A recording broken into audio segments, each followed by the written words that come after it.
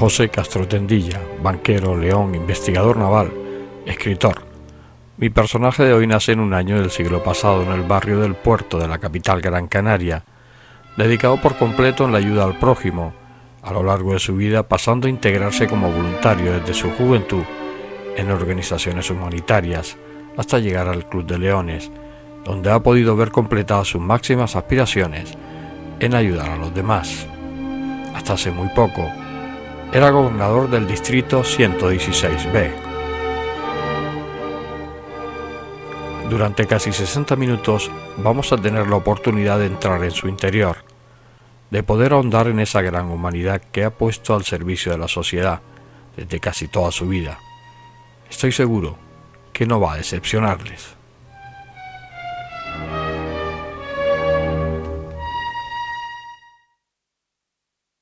José, ¿cómo son tus recuerdos de infancia?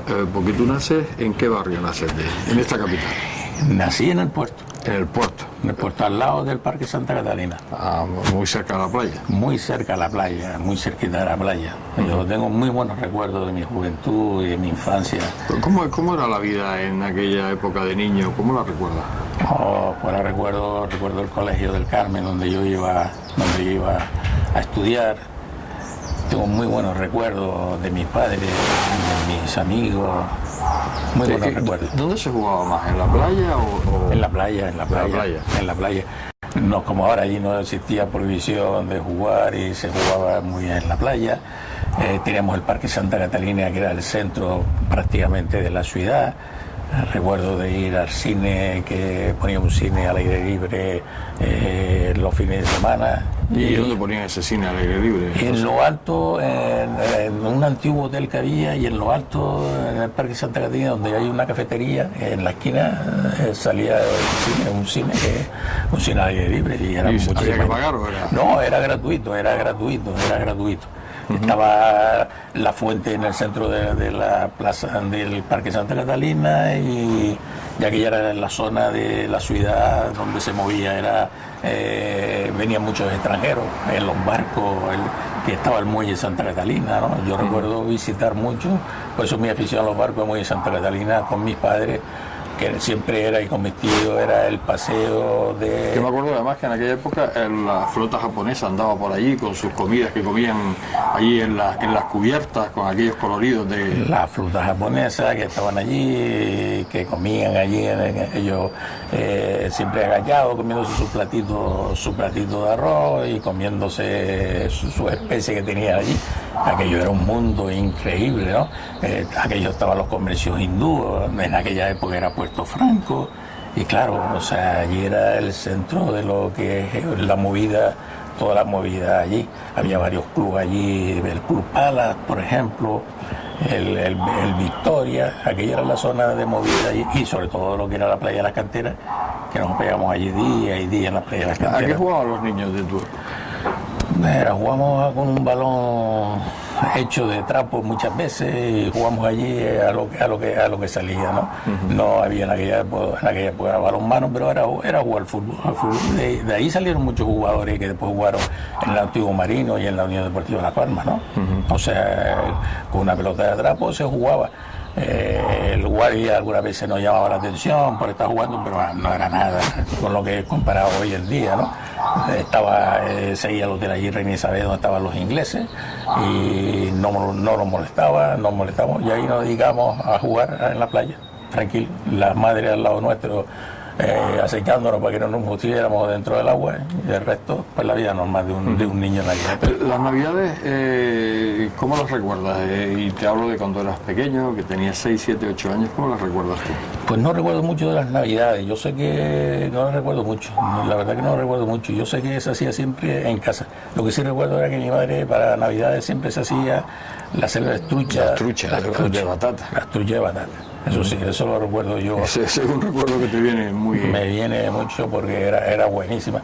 Pero lo hacíamos allí en familia, y la verdad que... ¿El ambiente en las calles no lo recuerdas? No había el ambiente que hoy en día en Navidad, claro, no había las tiendas que veía, no era tan mercantilista como es hoy en día las Navidades. O sea, se hacía, era todo en familia, Y claro, no había nada como hoy en día en Navidad, ¿no? No había eso. Se hacían familias, se reunían las familias por Nochebuena y nada más. O sea, nosotros vivíamos de que todos los vecinos eran como si fueran familia, ¿no? Todos se conocían. Todo se conocía, todo se conocía. Y allí se reunía y nada más. O sea, pero no es como ahora que se celebra estos grandes acontecimientos. ¿Y los reyes? Los reyes teniendo en cuenta que no había prácticamente nada, ¿no? O sea, el soldadito de plomo, el coche de madera, ¿no? O sea... Eso como mucho, ¿no? Como mucho, que va. O sea, bueno, también hay que tener en cuenta nuestros padres, que en aquella época... Era otra historia. Era otra historia, había mucha crisis, se acaba de salir de una guerra mundial. Para nosotros jugar con un camión de eso de madera que se hacía, pues para nosotros eso era una ventaja. No es como ahora que se regalan 7 o 8 cosas a los niños que están acostumbrados, pero una cosa y basta. ¿Y salías el día de Reyes a enseñárselo a los amigos? Salíamos el día de Reyes, nos reuníamos, a mí me regalaron esto, algunas veces se repetían los juguetes porque no había gran variedad, ¿no? Y algunos niños tenían el mismo juguete. El mismo juguete, la pelota, el cochecito que tú lo arrastrabas con una cuerdita, eso era lo que eran los reyes de aquella época, ¿no? Porque la ropa no se estrenaba el día de Reyes, se nos estrenaba para Semana Santa. O sea, en Semana Santa sí que tus padres te compraban para tú ir a la procesión y te compraban la ropa para tú estrenar. O sea, para estrenar Semana Santa, no como ahora que tú en Reyes regalas ropa, nada, y antes eran los juguetes para los niños y después en Reyes y después la ropa para tú estrenar, tus zapatos, tu chaquetita era en Semana Santa, para ir a la procesión de Semana Santa. O sea, que han cambiado los tiempos. Que han cambiado muchísimo los tiempos, ¿no? ¿Y el colegio cómo lo recuerdas? Pues yo tengo muy buenos recuerdos del Colegio del Carmen, ¿no? Mi profesora, mi maestra, Sor Petra, también me acuerdo, era una monjita muy buena.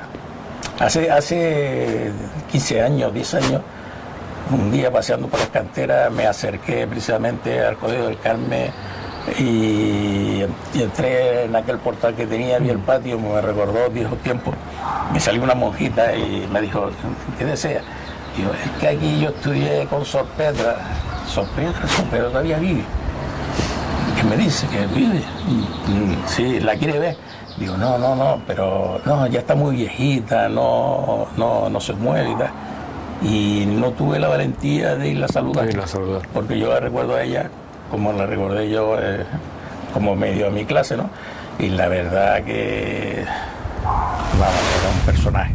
Recuerdo también que una vez hubo un temporal, había unas palmeras en la doctora Isabel, y todo el mundo decía que no saliera porque se caían las palmeras, y me acompañó ella a mi casa, porque vivíamos muy cerca de allí, y para nosotros era una mujer excelente, divertida en todos los conceptos. La verdad que fue un colegio, para mí fue un colegio que me aprendió mucho de los valores que uno hoy en día puede tener, ¿no? De aquella ciudad que te acuerdas a esta ciudad de hoy no tiene nada que ver, ¿no? No tiene nada que ver. ¿Y qué te queda? Porque quitando aparte de lo que se haya evolucionado, pero en los sentimientos y en aquel tipo de familiaridad que todo el mundo se conocía. Bueno, me queda el recuerdo bonito de la ciudad, una ciudad muy tranquila, su gente, lo que es ahora también, su gente. Me recuerdo mucho la playa de las Canteras, el muelle de Santa Catalina. Recuerdo muchas cosas buenas. Es que yo creo que malas, muy pocas.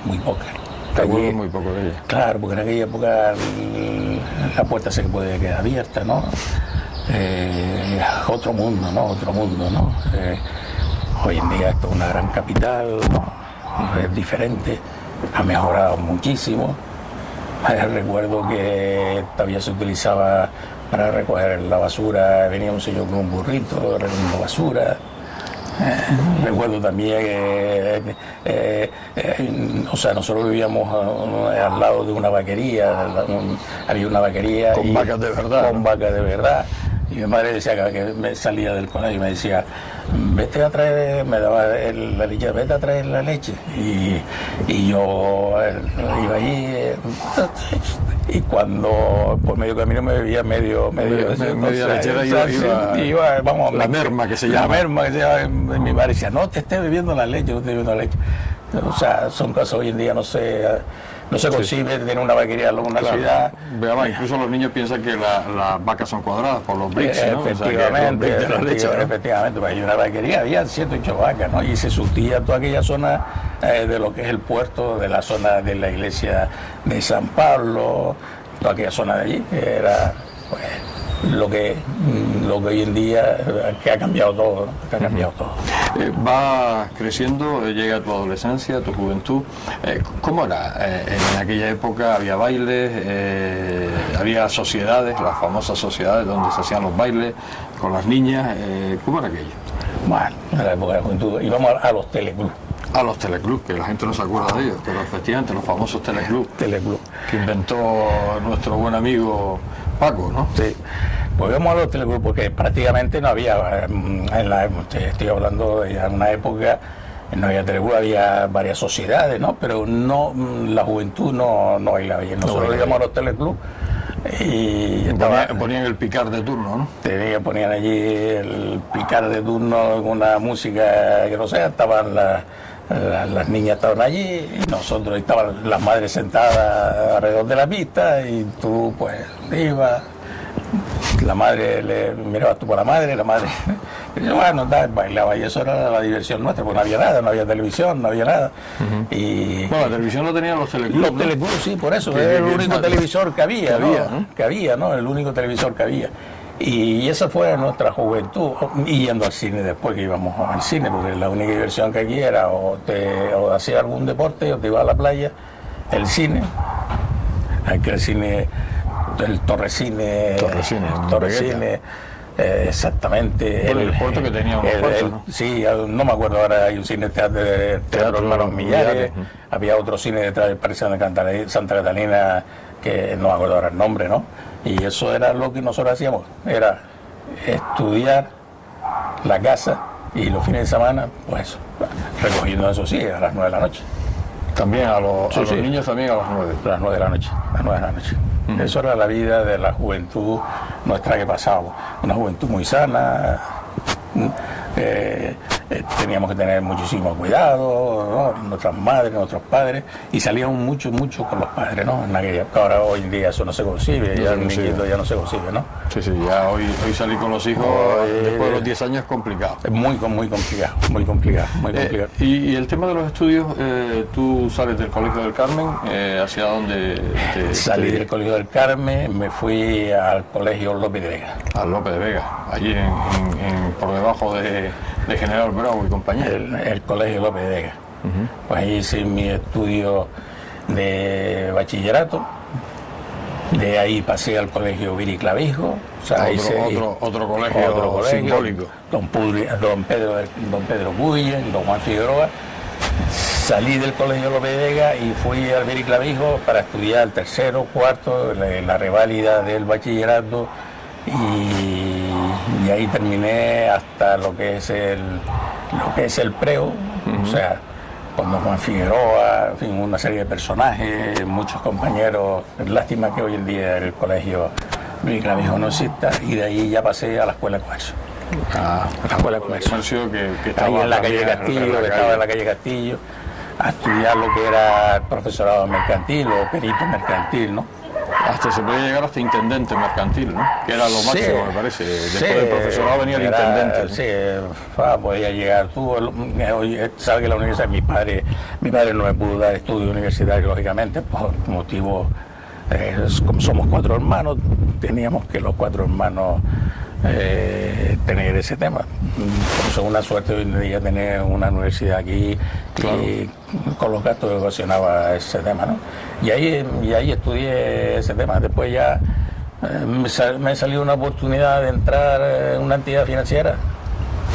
Que en aquel tiempo eso era lo mejor, ¿no? O sea, o trabajar para el Cabildo o trabajar en un banco, ¿no? Claro, y porque se iba a instalar el primer ordenador que había en Canarias y necesitaban gente que pudiera... El ordenador que tenía que estar en un cuarto con mucho frío y todo el mundo con abrigo, ¿no? Era el que mejor estaba situado, aire acondicionado, preparado, unas máquinas enormes, terribles, unas máquinas terribles, ingeniero allí con aquello, y teníamos que nosotros, pues, digamos, toda la contabilidad, cliente y todo, teníamos nosotros que pasarlo, grabarlo para el ordenador, ¿no? Y ahí es donde nosotros, pues, la verdad que nos fue muy bien. Ganamos bastante dinero en aquella época, una época dorada. Estamos hablando de que todavía no te habías casado, ¿o sí? Yo no me había casado. O sea, que soltero... soltero, ganábamos en aquella época dinero porque eran horas extraordinarias, que antes se pagaban, pues claro, pero el trabajo era trabajo de entrar a 7 de la mañana, salir 3 de la tarde, 3 de la tarde, 11 de la noche, 11 de la noche, 7 de la mañana. Claro, todo eso repercute mucho en todo eso. Yo no me había casado, por supuesto, y ahí está. Y llegué ahí y empezamos. Y no me arrepiento. Yo dije, lo pensé mucho, dije, esto es un tren que pasó por una estación, si no lo coges ahora, pues no lo cogerá. Me costó después de terminar mis estudios, pues lógicamente cuando uno trabaja y estudia, y te ves con un dinerito que no te da tus padres, pues pues ya empezaba en aquella época a resurgir la sala de fiesta, en la loa, en no sé qué, y claro, era otro mundo totalmente diferente, otro mundo.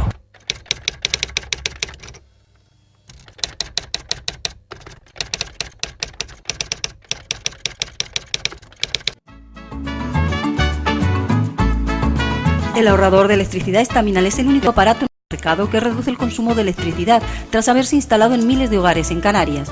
No deje que su factura de electricidad afecte su economía familiar. El ahorrador Estaminal le garantiza una reducción de un 10 hasta un 35% de su recibo de luz. Estaminal no necesita ninguna instalación especial, es autoinstalable y no consume electricidad. Diga basta al excesivo consumo de electricidad y llámenos al 928-481-249.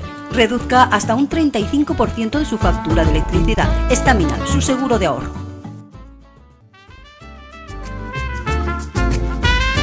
Ahorrador de electricidad Estaminal. Tras muchos años de implantación en Canarias, les ofrecemos la posibilidad de ahorrar de un 10 hasta un 35% del consumo de su factura de electricidad. Tenemos un ahorrador que se adapta a sus necesidades, sea cual sea su tipo de negocio o industria. Muchos ahorradores puede encontrar en el mercado, pero solo Estaminal ha demostrado su eficacia. No deje que los gastos abusivos de electricidad afecten su economía de negocio. Pídanos presupuesto sin compromiso al 928-481-249. Ahorrador de energía Estaminal, la solución a sus problemas de exceso de consumo. Ahorre de un 10 hasta un 35% de su factura de electricidad.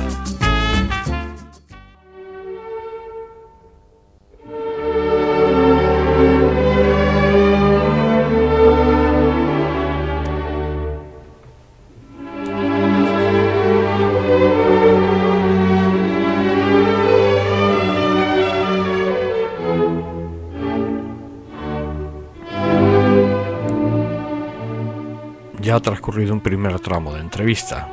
Como les había anunciado, su interior nos envuelve. Escuchar cómo transcurría su infancia, su playa de las canteras, sus estudios en el Lope de Vega y después en el Laico Viera y Clavijo, en el que en ningún momento hemos podido apreciar en la conversación infelicidad de lo que había vivido. Ilusiona escucharlo con la vehemencia cuando nos quiere transmitir esa paz y bienestar en que está inmerso. Poco a poco vamos a ir desgranando sus recuerdos, llenos de gratitud por la gran suerte que le ha tocado vivir.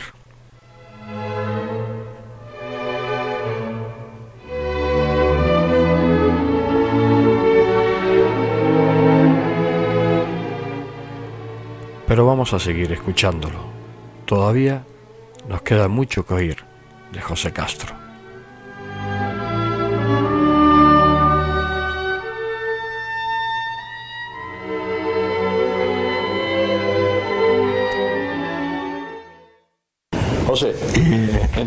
banco muy joven. A partir de ahí, ¿cómo transcurre tu juventud? Porque además entras muy joven, entras a trabajar, pero sigues estudiando. Sigo estudiando en la Escuela de Comercio, sigo estudiando en la Academia Comercial. Con Martín y Paco Caballero. Efectivamente. Son dos personas muy queridas por todos los estudiantes que estudiábamos comercio en aquella época y el perito mercantil.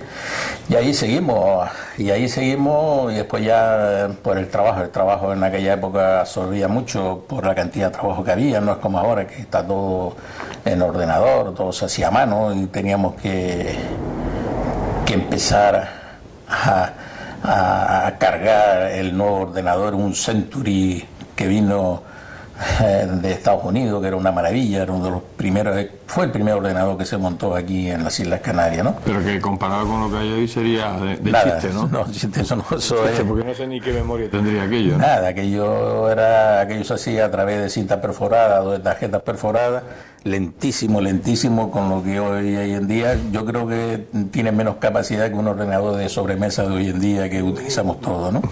Pero era una base. Costaba un dineral, ¿no? Costaba un dineral, el ordenador era el niño mimado porque tenía que tener una temperatura ideal, estaba encerrado allí, aquello parecía como si fuera una bomba atómica allí metido, un montón de aparatos, se llevaba, yo creo que 50 metros cuadrados de una habitación, totalmente esterilizada, no se podía entrar, en fin, un mundo de lo que es hoy en día los ordenadores, el avance que ha tenido todo ese tema, ¿no?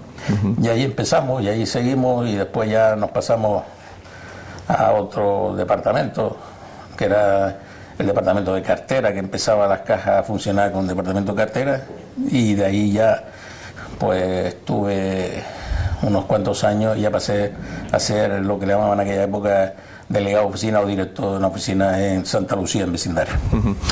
Tú complementabas mucho tu trabajo también con tu, bueno, por lo menos esa idea tuya de ayudar a los demás, porque habías pasado por Cruz Roja, habías pasado por alguna organización, ¿no?, en tus tiempos juveniles. Sí, había pasado por la Cruz Roja, era voluntario de la Cruz Roja. También colaboré mucho en su momento con San Juan de Dios. A mí me impresionó los niños que estaban allí ingresados, ¿no? Una cosa increíble cómo se podían esos niños moverse. En fin, hoy en día no tienen los adelantos que tenía. Hoy en día los adelantos pues suplen mucho lo que no había en aquella época, ¿no? Una labor impresionante, sobre todo de ver unos niños que no tenían defensa ninguna, no se podían mover. Yo decía, un niño sin manos, este niño... O sea, que dependía siempre de un tercero, ¿no? A mí me impresionó mucho esa época de esos niños indefensos, aunque la gente que colabora con San Juan de Dios, los mismos gente de San Juan de Dios hace una labor estupenda, ¿no? Y después también la Cruz Roja, pues, voluntario, hacer lo que se podía hacer, ¿no?, dentro del poco tiempo limitado que uno tenía también, ¿no? Porque, ¿Y tú complementabas, José, eso también con el tema de tu afición hacia lo naval, hacia lo marino? Sí, ¿no? sí. ¿De siempre? ¿No? De siempre. Yo me acuerdo cuando mi padre me llevaba a mí a pasear, antiguamente en la zona del Parque Santa Catarina, los únicos que no se podía entretener o era ir al cine, un cine que echaban en el Parque Santa Catalina al aire libre, ¿no? Y después era el paseo con nuestros padres, con mi padre, mi madre y mis hermanas. Era un paseo por el Parque Santa Catarina y a ver los barcos que venían, ¿no? Y ahí mi afición al mar, yo recuerdo ver aterrizar el hidroavión que venía, el alemán, el Dornier que venía, y era un espectáculo. Allí todo el mundo iba a ver los barcos, cómo se cargaba lo que son los plátanos, cómo iban forrados a mano, todo se hacía a mano, ¿no? Entonces, y de ahí mi afición por la marina, he conseguido muchas postales, he conseguido muchas fotos, en fin, tengo... Has investigado, ¿no?, sobre el mundo. He investigado bastante, sí, bastante, ¿no? Incluso has construido maquetas. Incluso he construido maquetas. Esa afición viene de mi padre, que mi padre me regaló la primera maqueta, ¿no? Es que mi padre, una vez un comerciante dice que tengo aquí una maqueta de un barco inglés que la tengo aquí, pero quiero venderla, pero no la sé construir, a ver si me la construye y así la puedo yo vender. Mi padre la construyó. Recuerdo que yo le ayudé en lo poco que le podía yo ayudar, ¿no? Pero una vez que estaba construida nos gustó tanto que mi padre la compró. Al final, y esa fue nuestra primera maqueta. De ahí empecé yo mi viaje a comprar maquetas, pues antes no venía como ahora, sobre todo en Inglaterra, que se consigue bastantes cosas del mar, ¿no? Y tiene una relación muy estrecha lo que es Inglaterra con lo que son las Islas Canarias y sobre todo con el puerto. Aquí hubo varias casas importantes inglesas y por eso tenemos una conexión muy buena. Y hay mucha historia en Inglaterra de lo que es el puerto de la Luz y la ciudad de Las Palmas. Pasan los años y bueno, haces tu vida, tus hijos, tus hijas, vas caminando y te encuentras con el Club de Leones, ya en tu etapa adulta, ¿no? Sí, me encuentro, yo colaboraba en el sentido que me pedían ayuda a los diferentes clubes de leones donde yo estuve destinado, como era el club en vecindario, en Telde, me pedían ayuda, ¿no?, para colaborar en cualquier actividad. Recuerdo que en Telde la ayuda que era para comprar un camión de bomberos, porque Telde en aquella época no tenía servicio de extinción de incendios. Y estaban haciendo un sorteo para comprar un camión un pequeño camión de bomberos, ¿no? Sí, porque eso cuesta, ¿no? Sí, cuesta. Me acuerdo que era un Land Rover sentido alargado, un pequeño camión de bomberos, no había nada, porque allí en aquella época se utilizaban las cubas de agua que tenía Telde o lo que tenía cualquier población. Y ahí empezamos una colaboración. Me pidieron que entrara, yo le dije que no podía. ¿Qué impresión te daban los Leones en aquella época? No lo sé, algo ahí como si fuera un club... ¿Un club selectivo? Selectivo, eran gente de peso en la ciudad, era un club selectivo, ¿no? Gente muy seria. ¿Que a ti te interesaban por otro lado como futuros clientes o clientes? Yo tenía la relación con ellos como cliente que era de mi banco, de mi agencia, ¿no? Y con lo cual te interesaba quedar bien con ellos también, ¿no? En aquella época. Sí, no, porque yo se le podía haber dicho que no, perfectamente, ¿no? Pero eran gente muy seria. Sabe que en todo esto hay que tener mucho cuidado, con las ayudas hay que tener mucho cuidado porque puede haber mucha picaresca, ¿no? Ellos me explicaron a mí una serie de circunstancias, a mí me pareció correctísima, ¿no?, la seriedad, y empecé ahí a colaborar con esta gente, ¿no? O sea, Marcial, claro, yo no conocía nada del Club de Leones, no tenía la oportunidad de entrar en la página web de los Club de Leones porque no la había, ¿no? Todavía. Me explicaron las ayudas, que se hacían muchas ayudas Cruz Roja, las ambulancias, por ejemplo. Y después, pues cuando ya yo fui destinado a otro sitio y cuando ya empecé en otras circunstancias, me invitaron otra vez a entrar en el Club de Leones de Las Palmas y ahí estoy y ahí sigo. Uh-huh. Ahí descubriste el verdadero sentido de los leones. Ahí descubrí el verdadero sentido de los leones. Así no se te esconde que antes de entrar pues me cogí todos los estatutos y reglamentos de los clubes de leones y me pareció muy interesante por la sencilla razón de que toda la recaudación que hacen los clubes de leones en sus diferentes actividades, toda exactamente, ni un céntimo se distrae a otra cosa, sino es para la actividad que se va a emplear. Eso significa que nosotros, nuestro trabajo es gratuito, nos cuesta dinero, lógicamente, por la sencilla razón de que nosotros dedicamos mucho tiempo para esa labor, podremos hacer muchas más cosas y sobre todo nosotros siempre decimos cuando ocurre algo, alguna catástrofe como ha ocurrido en Haití recientemente o cualquier otra, muchas ONG vienen allí, una vez se cumplimenta, cogen y se marchan. Nosotros seguimos allí porque tenemos Club de Leones y se sigue. Actualmente en Haití todavía estamos siguiendo nosotros ayudando a la gente que está allí porque carece de todo, ¿no?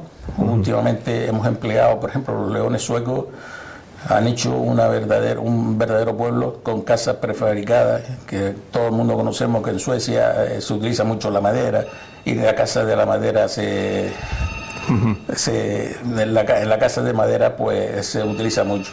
Y después también tenemos el tema de la depuración de agua, ¿no? Allí en Haití la gente, todas estas enfermedades que tiene, vienen de beber agua en mal estado. ¿Qué es lo que hemos hecho? Pues hemos regalado o le hemos facilitado pequeñas depuradoras de agua para que el agua puedan beberlo tranquilamente toda esta gente, ¿no? Y últimamente también hemos colaborado últimamente pues, en todos estos tifones que ha habido, con la ayuda no solamente de los Leones de España, sino de toda Europa, y también de los Leones de la Fundación Lion Club Internacional, que tiene una fundación para esas ayudas de emergencia. Sí, perdón, habías terminado. Sí. Tu vida transcurre siempre en el banco, o sea, ¿nunca tuviste otra idea de salir en plan laboral, de salir del banco? ¿O siempre fuiste bancario o banquero por afición? Bueno, tuve varias ofertas para irme, ¿no? Pero consultándolo con la familia, con mi mujer, mis hijas, pues no me apetecía. O sea, ¿por qué? No sé, no me apetecía. Estudié para eso, me ha ido muy bien, me fue muy bien y no tenía ningún otro deseo. De hecho, cuando a mí me prejubilaron, porque en las entidades financieras en su tiempo ya nos consideraban, los que cumplíamos 50 años, ya éramos mayores. Nos consideraban viejos, porque dice que venía gente con nuevos ímpetus, con nuevas ideas, y claro, o sea, cuando me marché tuve la oportunidad de entrar en varios sitios, me lo pidieron y yo no quise porque ya había cumplido una etapa, quería descansar. Fíjate tú lo que ha ocurrido, que toda esta gente que han venido con un ímpetu, con nuevas ideas, lo que ha ocurrido, que prácticamente ha desaparecido más del 70% de la entidad financiera, y no digamos de las cajas, ¿no? Que ha desaparecido prácticamente de todo, sobre todo nuestra caja. O sea que lo de la gente joven que venía era a lo mejor posiblemente una excusa para yo diría personas, con todo mi respeto, que parecían mercenarios, ¿no? Porque iban con un deseo de ganar mucho dinero, todas estas cosas que se dicen de las preferentes, todos estos temas son debidos precisamente a los objetivos marcados y a los incentivos que se le daban a esta gente, cuando en las entidades financieras tradicionales, viejas, y con eso nunca esos productos se pusieron a la venta. O sea que esto era la propia ambición de mucha gente que quería llegar a más, ¿no? La propia ambición de la gente de llegar a querer más, y la propia ambición de ciertas entidades por conseguir objetivos muy difíciles de alcanzar, con unos productos nuevos, o sea, muy complicado para lo que es la gente con sus ahorros, ¿no? O sea, digamos que estas empresas grandes que se dedican a esa clase de productos, que son productos muy peligrosos, antes de meterse en invertir en un producto de eso, han consultado con 20 expertos en bolsa y en ese tema, y claro, o sea, una persona que no tiene que confiar mucho en el empleado que lo atiende, y a lo mejor le colocan una rentabilidad que hoy en día es una rentabilidad que es muy importante, pero que sepa el riesgo que está corriendo con ese tema, y eso es lo que creo que ha ocurrido con todo eso, no a todo el mundo le ha pasado, ni a todos los compañeros le ha pasado, pero sí hubo bastante ligereza también por Banco España por esa serie bruta, más la palabra preferente es que conduce a error. Claro. Conduce a error. Preferente es que como si estuviera en primer lugar, y es todo lo contrario. O sea, es el último en cobrar. La palabra tenía gracia. Claro, la palabra tenía gracia, preferente, ¿no? No, de preferente nada. O sea, eres el último que cobra, se cobra. Si cobra. Si cobra, sí, y si cobra, y si tiene, y si cobra, y si cobra los intereses, porque los intereses tampoco lo ve, o sea, que es un producto bastante complicado, ¿no? Muy complicado, muy complicado. Y sobre todo se va porque se le vendieron a gente que realmente ni sabía lo que había comprado, ¿no? Claro, o sea que tú tienes que, cuando tú vendes algún producto, tú tienes que ver las necesidades del cliente. O sea, tú no le puedes vender a un esquimal, no le puedes vender una nevera, como nosotros decimos, ¿no? O sea, y a una persona, a un cliente tiene que ver sus circunstancias personales, su edad, qué es lo que quiere, o sea, analizarlo, todo eso se analiza en unos programas que hay y de ahí sale pues un cliente que para este producto, ¿no? A lo mejor se le puede conseguir otro producto, ¿no? O sea, yo conozco de gente, de personas con 80 años que incluso le ha vendido un fondo de pensiones. O sea que no sé, ha habido en los últimos años un relajamiento total de lo que es la seriedad de las entidades financieras y de parte de sus empleados. Yo recuerdo que a mí me venían a confesar allí en mi despacho muchas cosas y confiaba mucho en uno, ¿no? Y para nosotros era el secreto bancario y siempre le aconsejábamos a nosotros lo mejor que nosotros entendíamos que era para el cliente. ¿Por qué? Porque lo conserva toda la vida. Desde que tú engañes a un cliente lo puedes ganar durante un mes, pero lo pierdes para toda la vida. Ahorrador de electricidad Staminar. Tras muchos años de implantación en Canarias, les ofrecemos la posibilidad de ahorrar de un 10 hasta un 35% del consumo de su factura de electricidad. Tenemos un ahorrador que se adapta a sus necesidades, sea cual sea su tipo de negocio o industria. Muchos ahorradores puede encontrar en el mercado, pero solo Staminar ha demostrado su eficacia. No deje que los gastos abusivos de electricidad afecten su economía de negocio. Pídanos presupuesto sin compromiso al 921-481-249. Ahorrador de energía Staminar, la solución a sus problemas de exceso de consumo. Ahorre de un 10 hasta un 35% de su factura de electricidad.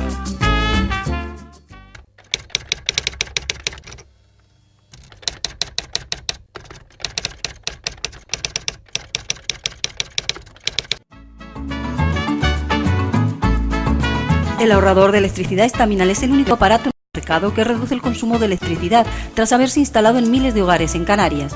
No deje que su factura de electricidad afecte su economía familiar. El ahorrador Staminar le garantiza una reducción de un 10 hasta un 35% de su recibo de luz. Staminar no necesita ninguna instalación especial, es autoinstalable y no consume electricidad. Diga basta al excesivo consumo de electricidad y llámenos al 928-481-249. Reduzca hasta un 35% de su factura de electricidad. Staminar, su seguro de ahorro.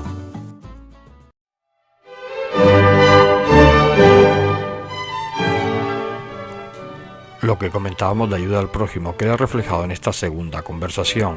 Cruz Roja San Juan de Dios hasta llegar al Club de Leones, en donde sigue en la actualidad ocupando cargos de responsabilidad, implicado al 100% en cuerpo y alma esa ayuda humanitaria a la sociedad, en respuesta a lo que él cree que le ha dado ella a su persona.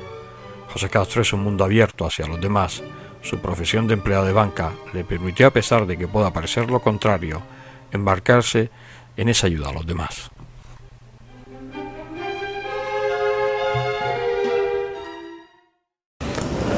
José, estamos en la actualidad. ¿Cómo te sientes?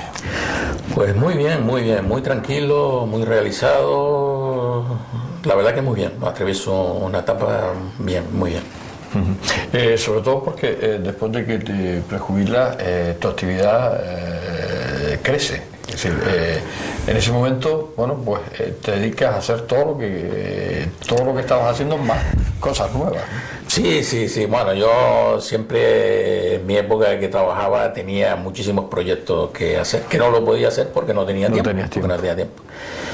Y esto me ha permitido pues realizar una serie de proyectos que tenía, como es leer muchas cosas y también hacer proyectos. Incluso escribí un libro que lo tengo a medio y me he dedicado también a diferentes cosas, asesorar a algún amigo que me lo ha pedido. Y en fin, me encuentro bien. O sea, ¿por qué? Porque eres dueño de tu propio tiempo, ¿no? Un día si quieres puedes ir un día a las 8 y otro día si quieres no vas y otro día puedes ir a las 10, o sea, y sobre todo, o sea, me digo mucho también a viajar, ¿no? Viajo mucho, últimamente estuve en Nueva York hace poco tiempo, estuve en Estambul, ¿no? Por motivo de un congreso que se realizó en los Leones de Europa en Estambul, ¿no?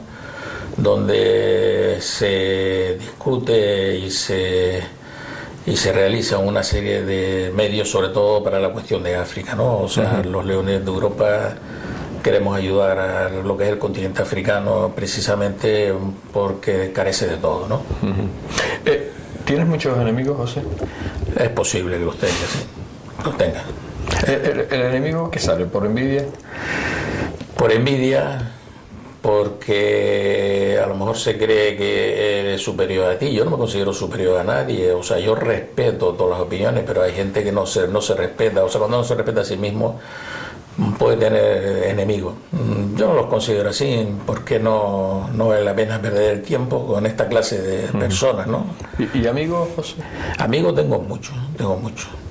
Tengo amigos, con muchos conocidos, muchos amigos también, que han estado siempre en lo bueno y en lo malo, igual que yo con ellos en lo bueno y en lo malo. ¿Te quedó algo por realizar en esta vida o algo de lo que hiciste te arrepientes? O sea, las dos cosas. ¿Te ha quedado alguna espinita clavada por hacer algo que quisiste y no pudiste hacer? Pues, ¿O algo que hiciste y te arrepientes hoy de haberlo hecho? Pues no lo sé. Yo recuerdo que en mi juventud quería ser marino y quería irme a estudiar en la escuela naval. Y mi madre pues me dijo que no, parece mentira, que dónde vas tú. Eso siempre me ha tocado algo así y la verdad que no lo quise hacer por respeto a mi madre, sobre todo, que nos quería tener siempre al lado, ¿no? Ella lo que no quería es que te fueras. Ella lo que no quería es que yo me fuera de aquí. En aquella época irte tú para la península es como si fueras a ir a... Si te ibas a Estados Unidos, vamos. A Estados Unidos. Allá lejos, allá lejos, pero ¿qué vas a hacer? Eso fue... No me arrepiento. O sea, quizás me arrepiento también de no haber gozado más de mis hijas cuando eran pequeñas, ¿no? Mi trabajo no me lo permitía, ¿no? O sea, mi trabajo no me lo permitía y de haberla pequeñita, porque sabes que las niños sí ya crecen. Eso es lo que yo me puedo haber, digamos, estar pues un poco desilusionado de no haberla gozado más las niñas. ¿Qué piensas de la política? Yo no lo entiendo. O sea, no lo entiendo, o sea... ¿Te han hecho ofrecimientos para entrar en ella? Sí, me han hecho, en su momento me hicieron, pues concretamente tres partidos políticos me hicieron la oferta. Yo respeto todas las creencias, todos los partidos, pero prefiero estar libre y yo tener mi propio pensamiento y no me gusta cómo se está utilizando hoy en día la política. Hay que ser de otra casta, ¿no? Para ser político. No sé de qué casta hay que hacer, yo creo que ellos son tan humanos como nosotros, ¿no? O sea, que a lo mejor ellos tendrían que pensar en cuando se hace política en el bien para lo cual lo hemos votado, ¿no? O sea, no pensar en favorecer a unos pocos directrices del partido que vaya contra, digamos, la mayoría de lo que nosotros queremos, dado que no entiendo el tema de la política ni es mi concepto, lo que yo considero que sea la política, pues me abstengo.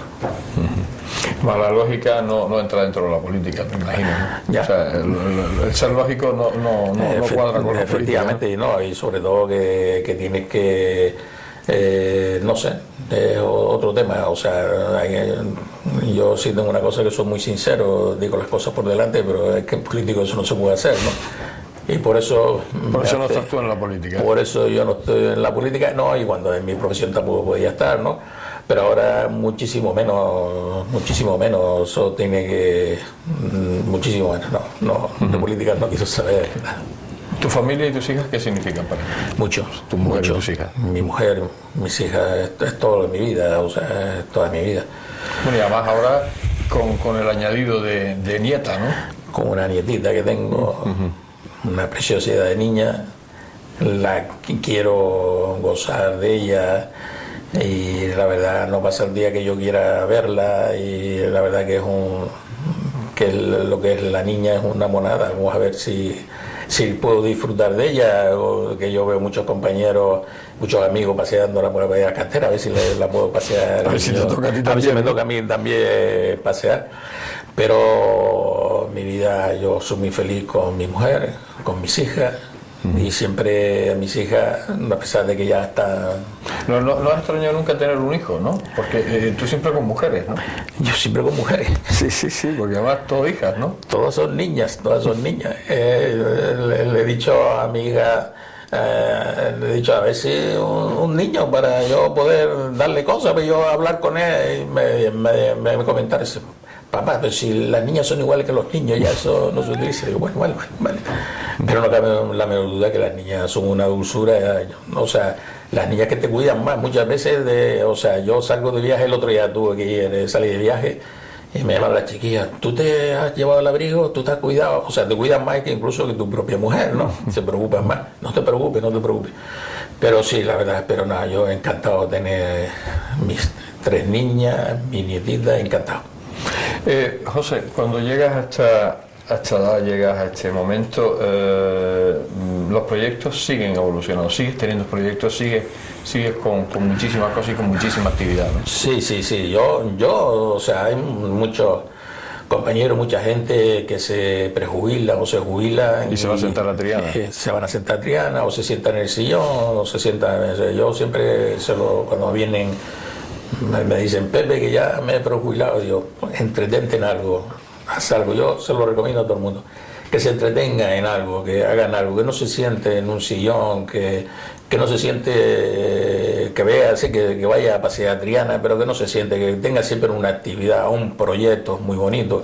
Y proyectos hay montones, o sea, yo al principio fui al Museo Canario y empecé a ver cosas que no había visto. O sea, a mí me encanta viajar, viajo mucho, yo viajo con mi mujer mucho, lo que yo pueda, pero siempre es que es una cultura y te produce a ti que tú vayas por el norte de Estados Unidos y aparece allí un canario y te diga, no, yo soy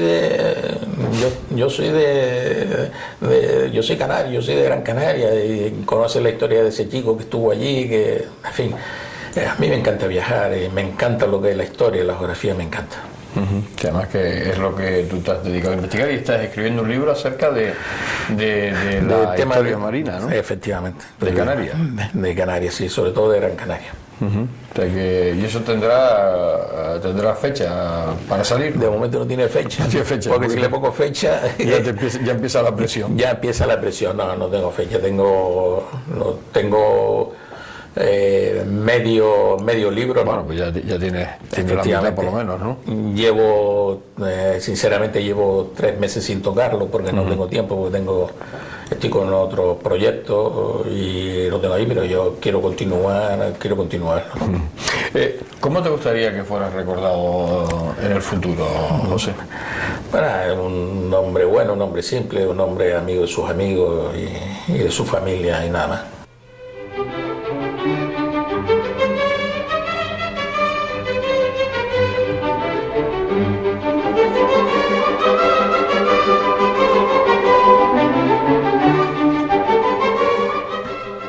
Se ha acabado el tiempo y, como siempre nos pasa, no nos hemos enterado del paso de él. La manera y forma de que José Castro nos fue transmitiendo ese interior nos envolvió en una nube interna que no dejaba pasar nada que no fueran sus palabras.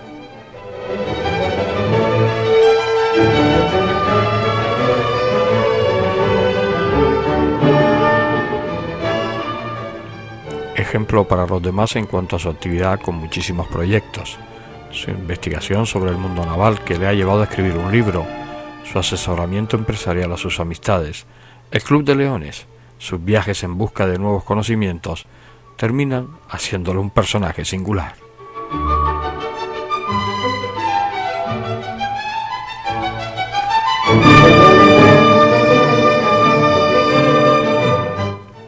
Ahora me viene a la memoria el día que lo conocí hace ya unos años, que venía para una entrevista a nuestro estudio. Me sorprendió su sencillez, su humildad y, por qué no decirlo, su bondad. Y desde ese momento se creó entre los dos una buena amistad que en la actualidad sigue perdurando y que ha enriquecido al paso del tiempo.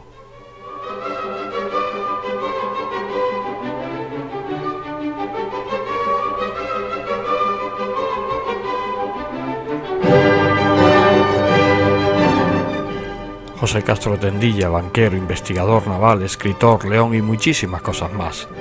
Gracias por haberme dejado entrar en tu interior, de que durante 60 minutos hemos sentido esa paz y bienestar a tu lado. Esas sensaciones no ocurren todos los días. Gracias.